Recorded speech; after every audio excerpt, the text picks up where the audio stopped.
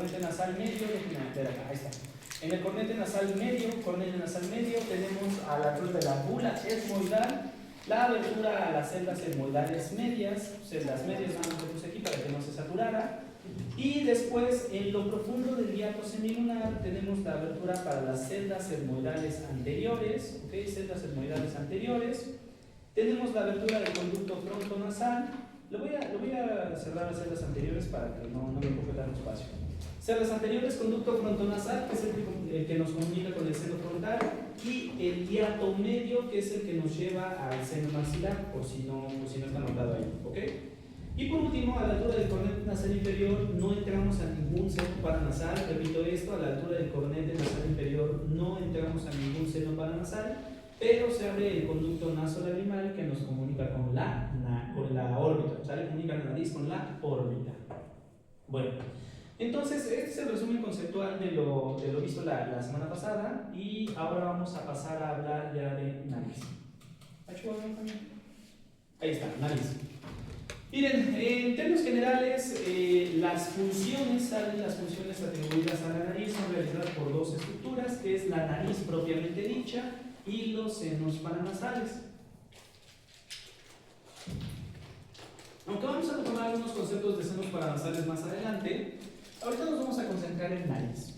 La nariz propiamente dicha se divide en una nariz externa, que es la saliente anatómica que todos denominamos nariz, y de forma profunda es la cavidad nasal. Entonces el término nariz en realidad es un término amplio que abarca lo externo y lo profundo, ¿sale? Entonces nariz externa y cavidad nasal. Nos concentraremos en la cavidad nasal, ¿sale? Vamos a concentrarnos en la cavidad nasal, y vamos a hablar de sus límites que no cambian.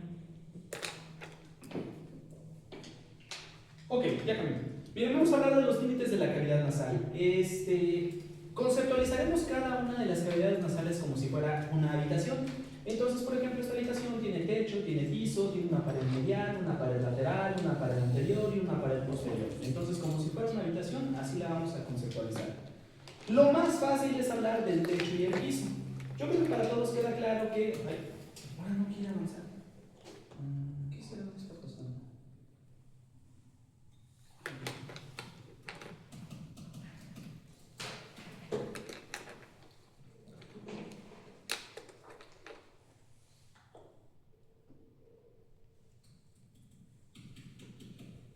¿Quién sabe por qué no avanza? Bueno, ahorita le cambio aquí. Ok. Miren, para hablar del techo de la cavidad nasal, lo primero en lo que pensamos es en el prosogmoides y en su lámina cribiforme o lámina cribosa. Pero además de esto, el techo, además de estar conformado por la lámina cribosa, está constituido también. Perdón, me fui directo a piso. Espérenme, déjenme ver si lo tengo marcado acá. No. Ok, además de la lámina cribiforme, también tenemos al hueso esfenoides, al hueso frontal y a los huesos nasales, formando parte del techo de la cavidad nasal. Huesos nasales, frontales, etmoides y esfenoides. Recordando que la lámina cribosa es atravesada por los nervios olfatorios. Ahora, el piso. El piso de la nariz es al mismo tiempo el techo de la boca.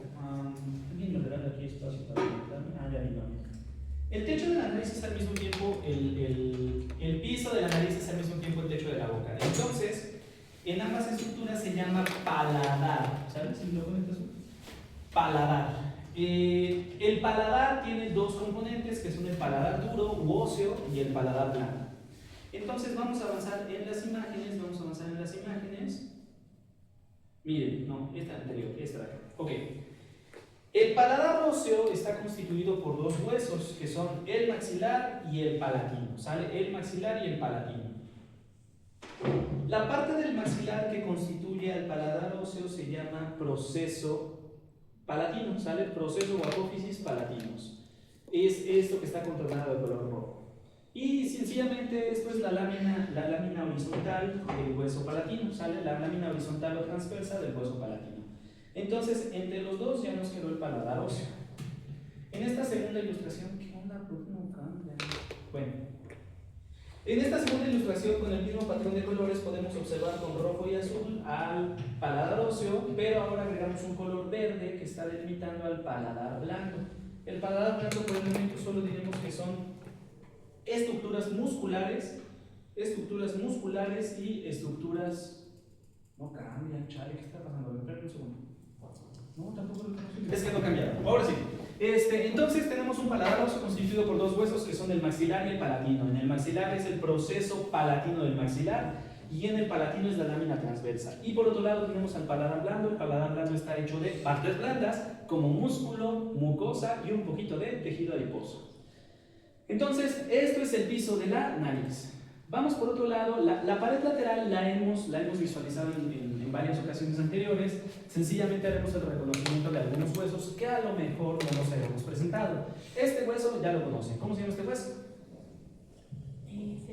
El etmoides. ¿Sale? El etmoides del que estuvimos hablando desde la sesión pasada. Perfecto. Y después del etmoides, este de acá, les aseguro que también saben cómo se llama. ¿Cómo se llama este?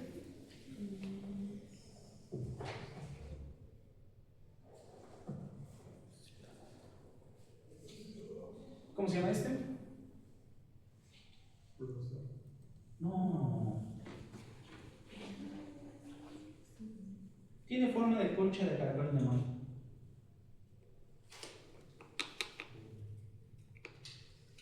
¿Qué onda? ¿Qué pasó entre la última clase y esta? Estaban bien truchas para el etmoides la clase pasada y ahora se la tabla. Miren, en el etmoides, la pregunta que voy a hacer es en el etmoides. Estas partes del etmoides, ¿cómo se llaman? Cornetes, así, está bien. Cornete superior, cornete medio, y ahora sí, ¿cómo se llama este hueso? Cornete nasal inferior. Cornete nasal inferior, ¿sale? Ese hueso es el cornete inferior. Ya se ubicaron, nada más fue un momento de lapsus, ¿no? Ok, quiero pensar eso. Muy bien. Resto de las paredes laterales. De adelante hacia atrás tenemos parte de los cartílagos nasales, esto lo vamos a consultar más adelante.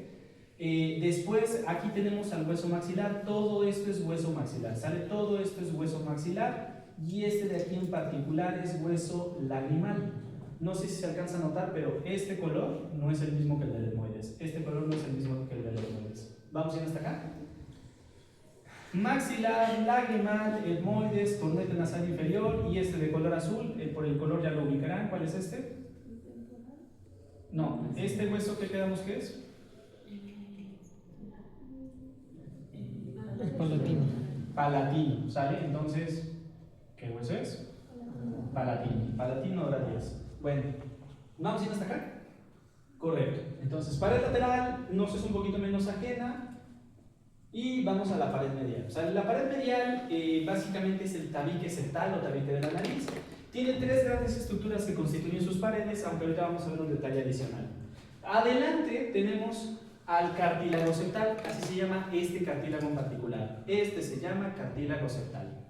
Pues órale. Y para atrás, bueno, tenemos a la lámina perpendicular del etmoides y al hueso Böhmer. Todo el hueso Böhmer es tabique nasal. En esencia, el 98% del tabique nasal ya lo describimos. ¿Pero qué creen? Del maxilar aquí se ve una pequeña saliente que contribuye a formar al tabique nasal. Lo mismo pasa con el palatino. Lo mismo pasa con el esfenoides. Y aunque no se ve, lo mismo pasa con el frontal. Bueno, esas pequeñas salientes en todos esos huesos que mencioné, maxilar, palatino, esfenoides y frontal, se llaman espinas nasales. Espina nasal del maxilar, espina nasal del palatino, espina nasal del esfenoides y espina nasal del frontal. ¿Vamos bien hasta acá? Una proporción mucho más pequeña, a lo mejor un tanto rebuscado, pero bueno, mencionamos que también parte del tabique nasal está constituido por esos huesos. ¿Dudas hasta el momento? ¿No? Correcto. Ya hablamos del techo, ya hablamos del piso, ya hablamos de la pared lateral y hablamos de la pared medial. Entonces ahora vamos a hablar de la pared anterior. Entonces, la pared anterior hay que considerar que estamos hablando de cavidad nasal. Entonces, esto que llamamos nariz, que en realidad es nariz externa, esto no es parte. ¿Cuál es el orificio que comunica a la nariz externa con la cavidad nasal? Pues es un orificio que tiene forma de pera. Ahí lo pueden ver con color verde. ¿Todos lo ven? Correcto. Entonces, este orificio con forma de pera, pues le decimos peraforme. Oiga, doctor, pero no suena tan chido. Bueno, dile piriforme. Abertura piriforme, así se llama. Abertura piriforme. ¿Vamos bien hasta aquí? Correcto. Ahora, si vemos el otro orificio, es decir, vamos a la última pared que nos falta, que es la de atrás. Esa pared también tiene orificios, ¿sale? Ya no es un solo orificio, son dos. Y cada uno de esos orificios se llaman coanas. ¿Vamos bien hasta aquí? Entonces, con las coanas también habríamos terminado de hablar de los límites de nuestra cavidad nasal. A lo mejor fue un poquito rebuscado, pero en realidad es bastante simple y bastante rápida. Bueno, permítanme. Acá está el texto de las paredes. Ok. Vamos a hablar de la irrigación de la nariz, ¿sale? Vamos a hablar de la irrigación de la nariz. Miren, esta imagen que les va a aparecer, la verdad es que me parece una solución muy inteligente para mostrar bien y completa toda la irrigación, no más que tiene su chiste para entenderle. Una vez que la entiendan, ya es así como que, oh, wow, entonces era así. Bueno, espérenme un segundo, más de un segundo. Ok, miren, ¿qué es lo que pasó? No quiero que entiendan estructuras. De momento lo que quiero que vean es qué pasó para que se vea esta imagen.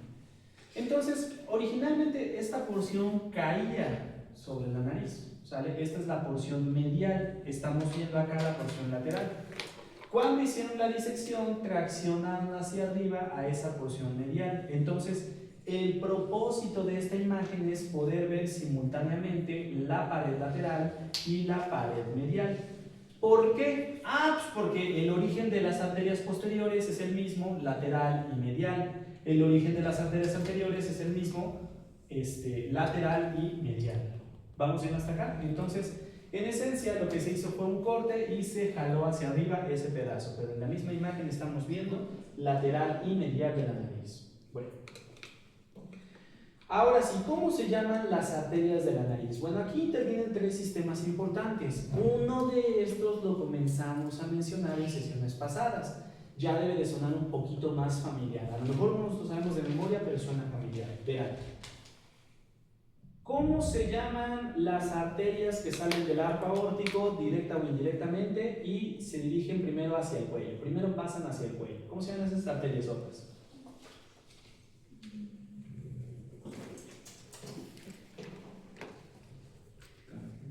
Carótidas comunes.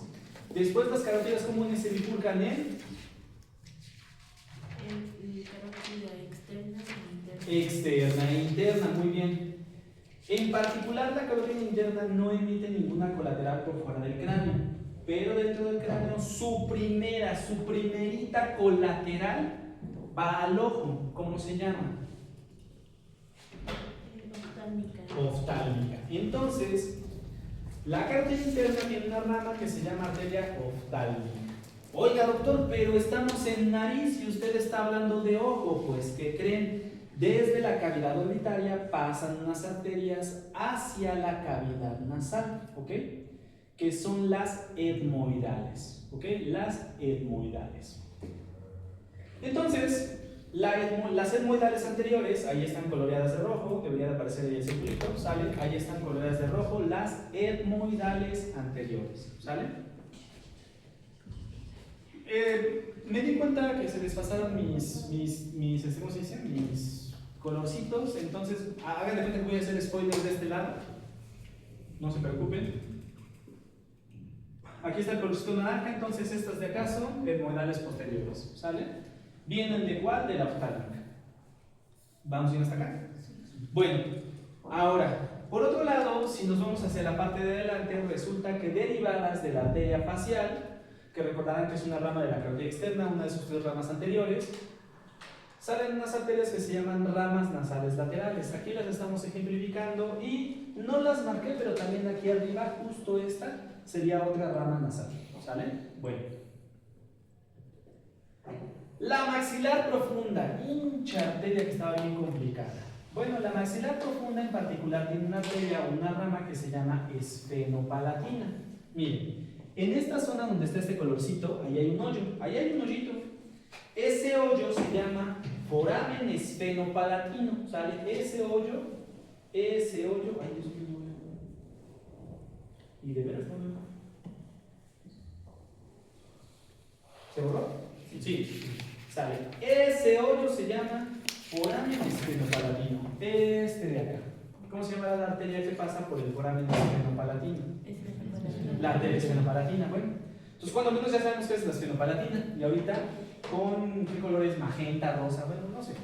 Pero el mismo color aparece la esfenopalatina y todas sus ramas. Si se dan cuenta, hasta ahorita casi todas las arterias irrigan tanto lateral como medial. Lateral, medial. Lateral, medial. ¿Sale? Vamos bien hasta acá. Las etmoidales, principalmente en la parte anterior. La esfenopalatina, principalmente en la parte posterior. Bueno. Aparte, la esfenopalatina tiene una rama que se llama palatina descendente. Primera cuestión, en la imagen no aparece. La palatina descendente no se ve en esta imagen. Pero quizás les parezca el nombre familiar porque es una de las dos arterias rama de la maxilar que mencioné hace una o dos sesiones. Sea como sea, la esfenopalatina tiene su rama palatina descendente y su rama palatina descendente da una arteria que sí se ve en la imagen con color verde y se llama palatina mayor. Rama palatina mayor. Ahora dirán ustedes, oiga doctor, esto es boca. ¿Estamos viendo nariz o boca? No, pues estamos viendo nariz. La cuestión es que esta arteria palatina mayor, aquí hay un hoyo. ¿Ya vieron este hoyo? Bueno, ese hoyo se llama agujero incisivo, en referencia a los dientes. A través de este hoyo, la palatina mayor se puede comunicar con el territorio de la esfenopalatina. ¿Ok? Ya les comenté lo del concepto de anastomosis, ¿verdad? ¿Sí? Bueno, entonces se establece una anastomosis entre la palatina mayor y la esfenopalatina. Ah, ok. Pues fíjense que ya completamos la irrigación de la región de la nariz. Aquí hay una última cosa. Miren, ¿por qué aprendemos anatomía? Bueno, porque en algunas ocasiones se justifica, se entiende por qué un tratamiento es como es. Miren. Les voy a poner este contexto y yo creo que a todos les va a parecer familiar. Fiesta familiar, un chamaquito se cae, se pega en la nariz y empieza a sangrar. O le pegó mucho el sol y empezó a sangrar de la nariz. ¿Ok? Y entonces todas las tías empiezan a gritar, ¿no? Se alteran y les llaman a ustedes porque saben que estudian medicina. Entonces, ve rápido, corre a ver a tu primito, ¿no? Y ahí van ustedes corriendo.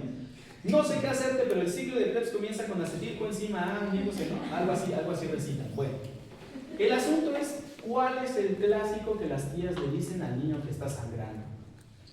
Haz la cabeza así y ponte los dedos acá. Es un clásico. Bueno, pues miren, la próxima vez que las tías digan que hagan esto, pues digan, no, si quieres apriétate lo lecran o no, la rodilla, es igual de útil. No tiene ningún sentido aplastar sobre los huesos nasales, no tiene ningún sentido. Ahora, ¿cuál es la cuestión? Miren, la cifra no es exagerada, pero más del 90% de los sangrados que se producen en la nariz provienen de esa zona, ese círculo que estoy marcando arriba y abajo. Ese es un sitio donde, si se dan cuenta, está confluyendo, están convergiendo territorios vasculares derivados de la facial, derivados de la oftálmica y derivados de la esfenopalatina. O sea, vean, en este sitio se están congregando territorios vasculares de esas tres arterias. Entonces es un sitio con rica vascularización y el 90% de los sangrados de la nariz vienen de acá. Entonces, ¿qué deben hacer con el niño que sangra de la nariz? Le aplastan acá, no acá. Ajá. Dice por ahí que suena gangoso. Si suena gangoso es que lo están haciendo bien. Le aplastan acá. La verdad deberían de contar hasta 38 y si el niño coagula bien, en 38 dejó de sangrar. Si le quieren dar margen de seguridad, cuéntenle un minuto. Y abren los dedos. Quizás todavía sangre un poco, pero se va a detener rápido. Y en la gran mayoría ya se detuvo el sangrado. Entonces no le aplasten la cara, ¿sale? Pues en el último de los casos díganle que se aplaste el codo y es un poquito más divertido, no sé, la espina ilíaca, no sé. Pero no tiene ningún sentido porque no están haciendo vasocompresión. El plexo de Kieselbach, que es el origen del 90% de los sangrados, vean dónde está de la nariz, acá, ¿sale? ¿Vamos bien hasta acá? ¿Sí? Que por cierto el sangrado a través de la nariz se llama epistaxis, ¿sale? Epistaxis. Bueno, ya me acordé de esto, por eso me tardé hace rato. No vieron generalidades del sistema nervioso, ¿verdad? No. Nerviosas, ¿cómo se dividen las fibras nerviosas? Bueno, el sistema nervioso se divide en un central y un periférico. El central lo estudiarán sobre todo en neuroanatomía, pero el periférico ahorita lo vamos a estar abordando mucho. Oigan, pregunta, ¿vieron nervios de las extremidades? No. Ok, bueno, bueno, entonces, hay un sistema nervioso central y uno periférico, ¿va? Central y periférico. La siguiente cuestión. Hay otro criterio para dividir al sistema nervioso. Este nos habla de un sistema nervioso consciente, planificado, cortical o somático. ¿Sale? Un sistema nervioso somático. Y hay otro sistema nervioso inconsciente, subcortical, automático, autonómico, visceral, que se llama sistema nervioso autonómico. Entonces, aparte de dividirlo en central y periférico, lo podemos dividir en somático y autonómico. Y aquí ya está saliendo una cuestión fundamental.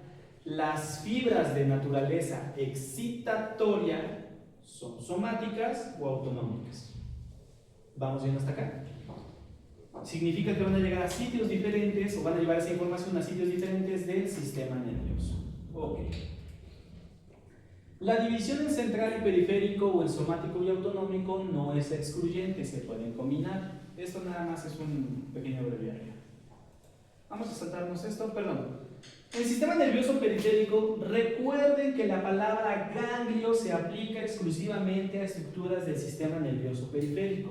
Ganglio es una estructura del sistema nervioso periférico.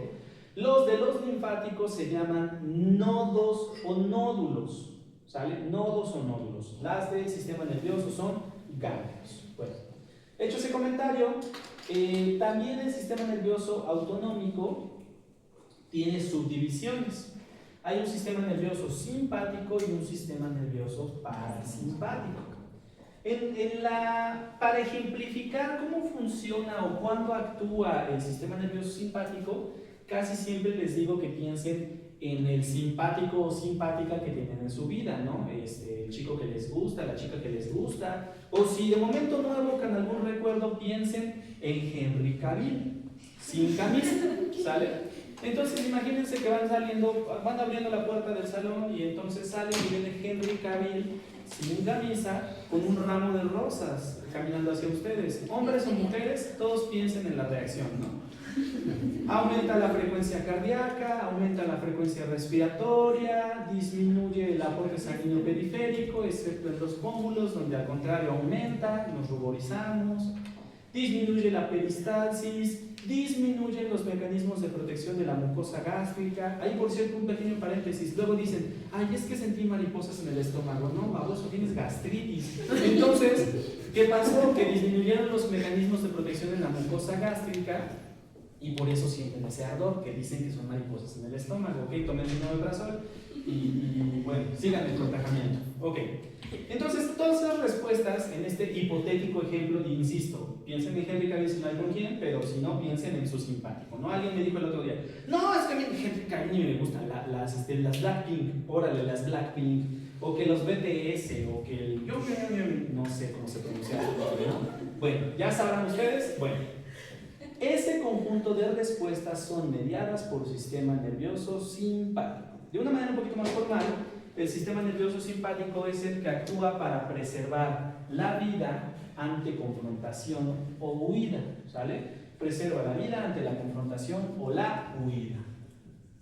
Los gringos tienen una mnemotecnia para hablar de esto, le llaman fight or flight, o sea, vuelas o peleas. Como eso no suena bien en español, yo le digo pelearnos o pelarnos, ¿sale? Entonces, ese es el momento en el que actúa el sistema nervioso simpático. ¿Son foráneos? Bueno, los que sean foráneos piensen en el día de hoy que van a llegar a su tierra, o el día que van a... Ah, sí, porque hay puentes, segurito hoy todos los foráneos se van a su tierra. Entonces, vayan imaginando como... lloramos todos juntos. Ya. Piensen en ese momento en el que van a llegar a ver a su familia, y los que no son foráneos, este fin de semana vayan a visitar a su abuelita, si sigue viva, si no, pues lloramos todos juntos. El asunto es, si no recuerden, llegan a ver a su abuelita, ¿no? O llegan a ver a su mamá después de mucho tiempo. Mijito, ¿cuánto tiempo sin verte? Y corren y los abrazan, ¿no? Mira, ¿cómo estás de flacucho? Yo no todo timborocho de que como puro chatarrín aquí afuera, pero siempre te ven flaco, siempre eres el bebé y siempre estás flaco, ¿no? Y entonces, ¿qué les dicen? Siéntate, cómete un pollito, ¿no? Y te sirven un guajolote, así en medio de su guajolote. Bueno, terminan de comerse su guajolote y, mi hijo, siéntate aquí a ver Netflix, te pongo un taburete para tus pies, te tengo una cobijita. Porque además ustedes son el orgullo de su familia. Vienen vestidos de blanco, estudian medicina, publican callando bocas y no sé qué. Bueno, Facebook ya ni lo usan, Instagram y TikTok, ¿no? Bueno, piensen en el conjunto de respuestas fisiológicas en ese entorno. Disminuye la frecuencia cardíaca, disminuye la frecuencia respiratoria, la respiración es pausada, es lenta. La presión arterial baja ligeramente, las pupilas se contraen, la mucosa gástrica mejora sus mecanismos de protección, aumenta el peristaltismo, pues están en calma, están en paz, están en protección, ¿sale? Bueno, hay otra división del sistema nervioso autonómico, que es el sistema nervioso parasimpático, que es el que actúa para preservar la vida, facilitando los mecanismos de restauración. Los dos son necesarios. A lo mejor uno a corto plazo y el otro a largo plazo, pero los dos son fundamentales para preservar la vida, ¿sale? Y todo esto en qué se traduce. Hace un momento les dije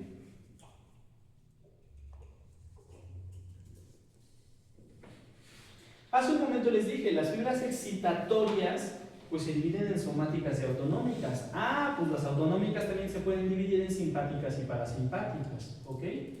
Obviamente si el órgano en cuestión no tiene funciones excitatorias, bueno, pues seguramente no tenga fibras de estas. Pero si tiene funciones de esta naturaleza, sí va a tener seguramente fibras de este tipo. Bueno. Hablando de funciones, las funciones del sistema nervioso en realidad son un chingo, son muchas, muchísimas. Pero podemos agruparlas. Estas no son funciones tal cual, son colecciones, son grupos de funciones.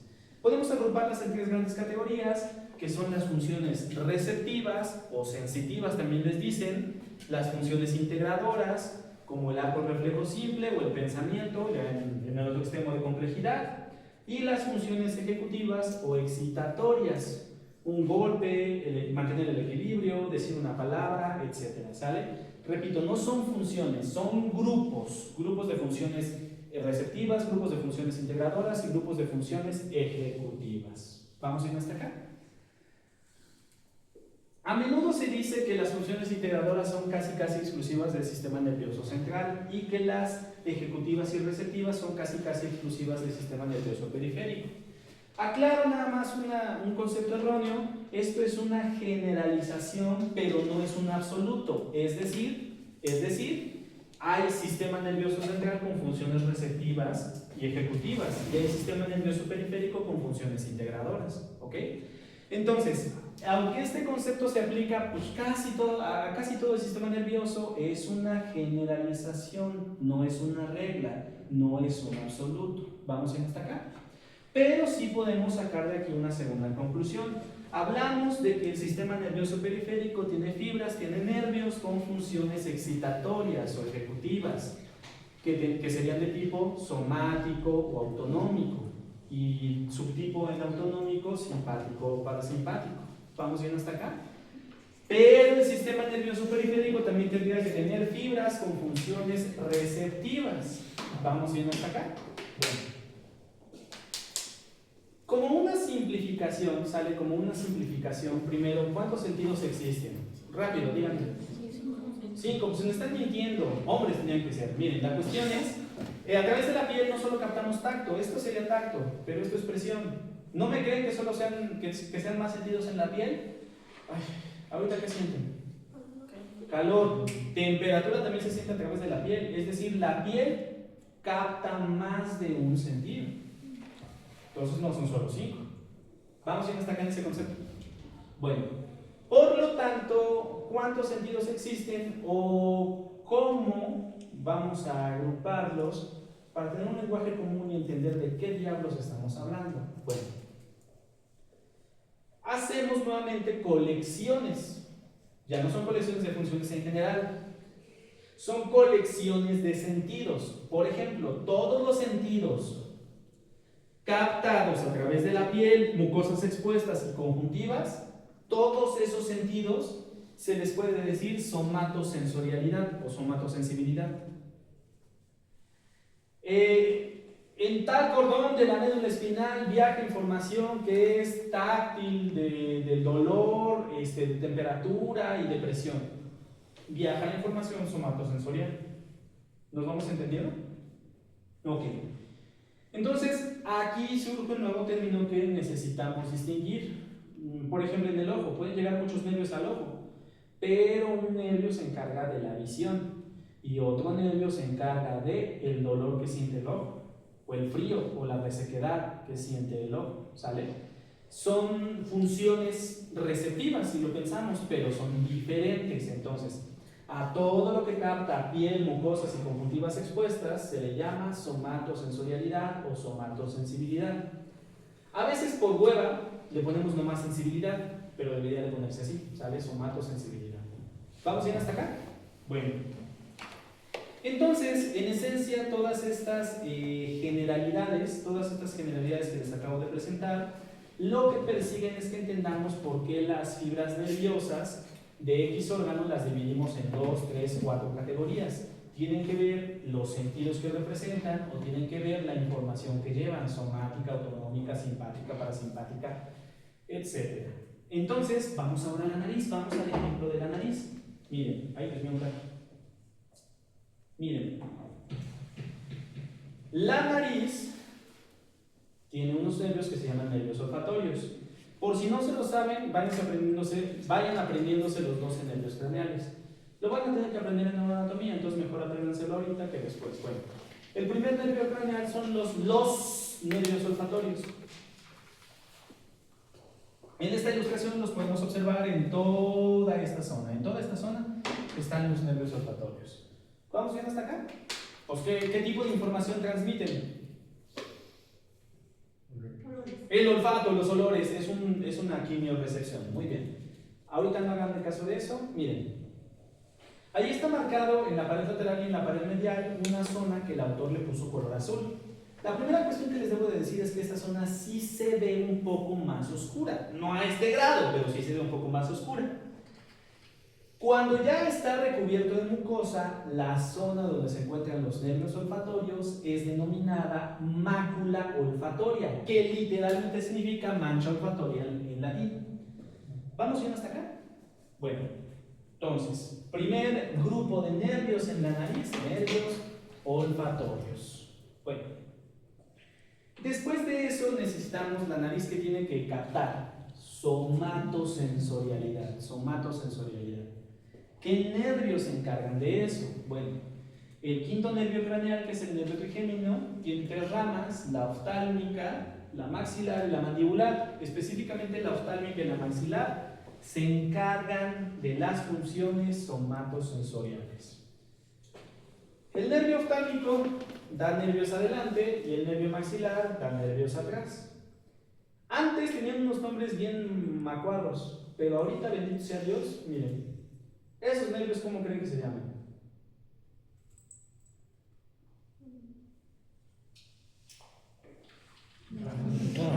Ramas nasales anteriores. ¿Y estos? Ramas nasales posteriores. ¡Qué chido!, ¿no? Ya se lo saben. Vamos bien hasta acá. Las anteriores del nervio oftálmico, las posteriores del maxilar. Las anteriores del oftálmico, las posteriores del maxilar. ¿Vamos bien hasta acá? Bueno.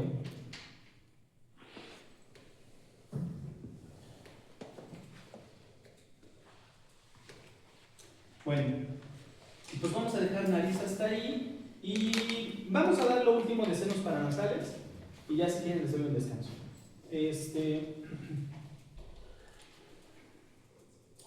Miren, esta es una de las cuestiones que quisiera mencionar sobre los senos paranasales.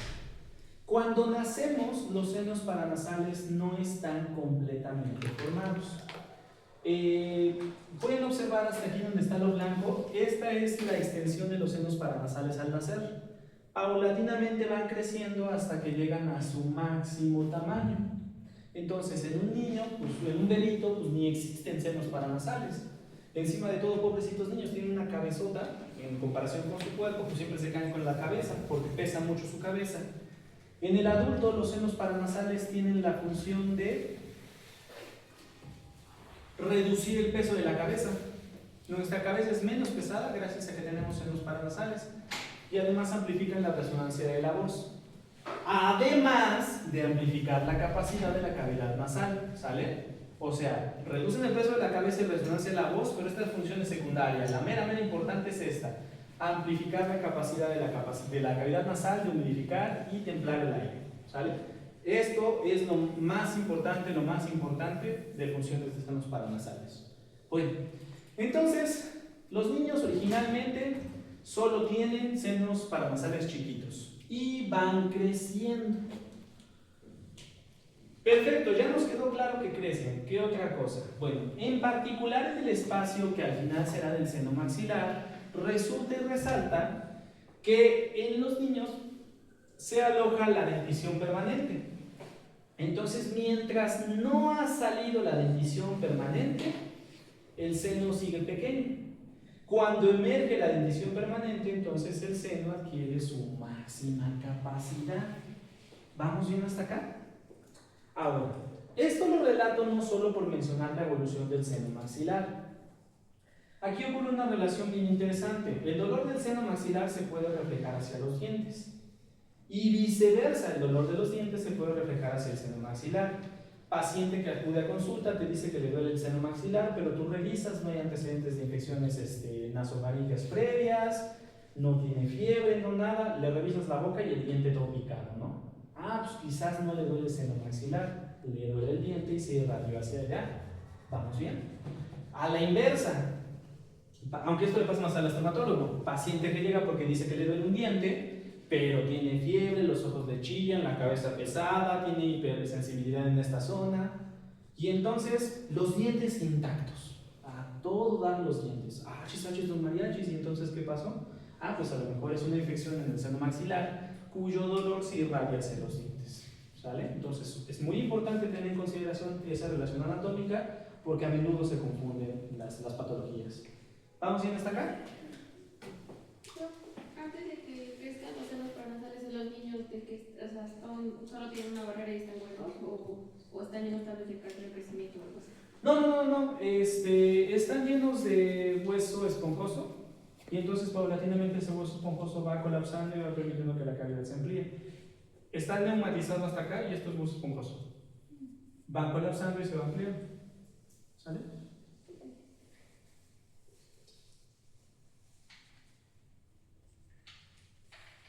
Creo que tenía un maxilar también. O sea, una foto. Bueno. Vamos a observar unas radiografías. Antes de proceder, supongo que no. A lo mejor si han visto radiografías, supongo que la primera anatomía fue mucho de radiografías. El color blanquecino es de estructuras densas, el color oscuro es de estructuras poco densas. Lo menos denso que existe es el aire, lo más denso en una radiografía suelen ser piezas metálicas o el hueso. ¿Vamos bien hasta acá? Entonces, si en algún sitio nosotros observamos que es un poquito más transparente, generalmente es el resultado de cavidades. Bueno, como guía están las órbitas. Yo creo que todos reconocen en la radiografía las órbitas, y superior y medial con respecto a las órbitas localizan senos frontales. ¿Ya los localizaron? Ok, correcto. Entonces, aquí podemos observar seno frontal derecho, seno frontal izquierdo. ¿Sale? Muy bien. Vayamos a la parte inferior de esta misma radiografía. Aquí está el tabique septal, este es el tabique septal, ¿ok? Vamos bien hasta acá, cavidad nasal derecha, cavidad nasal izquierda. ¿Vamos bien? Cornetes inferiores, cornetes medios, el superior la neta no se ve. Vamos bien hasta acá. Inferiores y medios, que son los más grandotes y los que se ven. Bueno, ¿se acuerdan a qué altura se entraban las celdas etmoidales anteriores y medias? ¿A qué altura? ¿A la altura de qué cornete? Cornete medio. Exactamente. Entonces, como referencia, a la altura del cornete medio entraba a celdas etmoidales anteriores, medias, y también si quieren pongan las posteriores, aunque es un poquito más arriba. Entonces, este espacio son celdas etmoidales. De este lado, más o menos vamos para acá, celdas etmoidales. ¿Vamos bien hasta aquí? Bueno. A esa misma altura también se abre la entrada al seno maxilar, pero el seno maxilar se ve más abajo. Vemos aquí este espacio, ¿qué es esto? Seno maxilar. Seno maxilar. Esta no es la proyección ideal para ver el seno maxilar, ¿sale? Vemos fundamentalmente seno frontal y celdas etmoidales. Vamos a una proyección donde se vea chido el seno maxilar. Proyección inferior, nuevamente vemos claramente los senos frontales, pero aquí sí se ven hermosos, chulada, los senos maxilares. Vean qué bonito se ven los senos maxilares. ¿Vamos bien hasta aquí? ¿Sí? Correcto. ¿Cuál nos falta?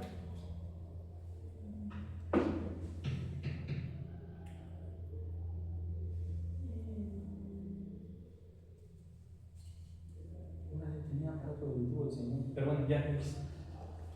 ¿Cuál nos falta? Los senos etmoidales. No, celdas etmoidales ya las vimos. Esfenoidales, ¿sale? Esfenoidales. Bueno.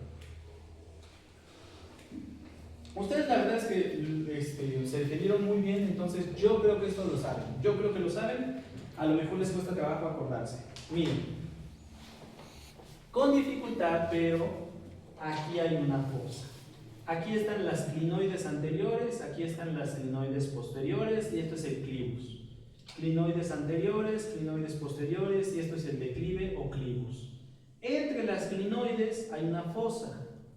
¿Cómo se llama esto?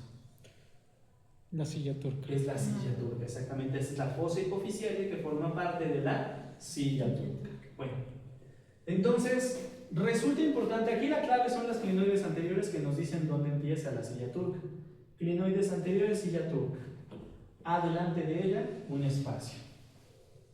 Digo, no se ve perfectamente negro, pero se ve que aquí hay aire. Seno esfenoidal. ¿Sale? Tranquilo, viejo. ¿Vamos bien hasta el momento? ¿Sí? Entonces, seno esfenoidal.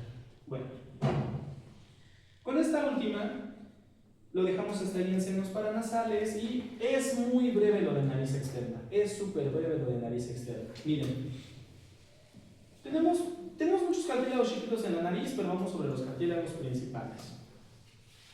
El cartílago del tabique, que aquí lo pueden observar. ¿Sí lo observan? El cartílago del tabique, bueno. Tiene una porción lateral que son estas, ¿sale? Estas. Algunas veces a esta ¿cómo se dice? La independizan y le llaman cartílago triangular. Pero la mayoría de las disecciones han demostrado que este cartílago en realidad es parte del cartílago del tabique, ¿sale? Entonces, porción lateral del cartílago del tabique o, en el último de los casos, cartílago triangular. ¿Sale? Cartílago triangular. ¿Vamos bien hasta aquí? Sale. Si los consideran cartílagos independientes, serían cartílagos pares. Si los consideran parte del tabique, serían simplemente expansiones. ¿Sale? Bueno. Siguiente. Cartílagos alares mayores. Son estos. Estos de acá. Vistos desde abajo es todo esto. Bueno, los cartílagos alares mayores toman ese nombre porque tienen forma como de alitas Se llaman mayores porque son más grandes que los menores y tienen dos pilares. Pilar en latín se dice cruz, sale cruz con S, es pilar. Tiene entonces un pilar medial y un pilar lateral. Visto desde abajo, pilar medial, pilar lateral. En la otra lámina, pilar medial, pilar lateral. ¿Vamos bien hasta acá? Bueno, entonces, cartílagos alares mayores. Sale pues. Y luego los cartílagos alares menores, que ya de alares tampoco tienen mucho, son estos chiquitos que están acá. ¿Sale? Por si les genera duda, lo que está de amarillo no es tejido adiposo, es tejido fibroso. Lo que en la imagen aparece de amarillo es tejido fibroso. Por último, hacia atrás, la nariz conecta con la cavidad nasal por la abertura piriforme. Hacia atrás conecta con la cavidad nasal por la abertura piriforme. Pero, ¿cómo se llaman sus aberturas? Se llaman narinas. Estas aberturas se llaman narinas. Y por último, específicamente en la nariz externa, en la mucosa que la recubre, encontramos unos pelitos que se llaman vibrisas, cuya principal función es la de filtrar. ¿Sale? Aquí se ven las vibrisas muy bien, aquí no tan chidas. ¿Ok? Por cierto, este paciente tiene una desviación del tabique. De este lado no vemos tabique y de este lado tabique ya ni más. ¿Ok? Tiene una desviación sota del tabique nasal. Sale. Si quieren, tómense unos 10 minutos.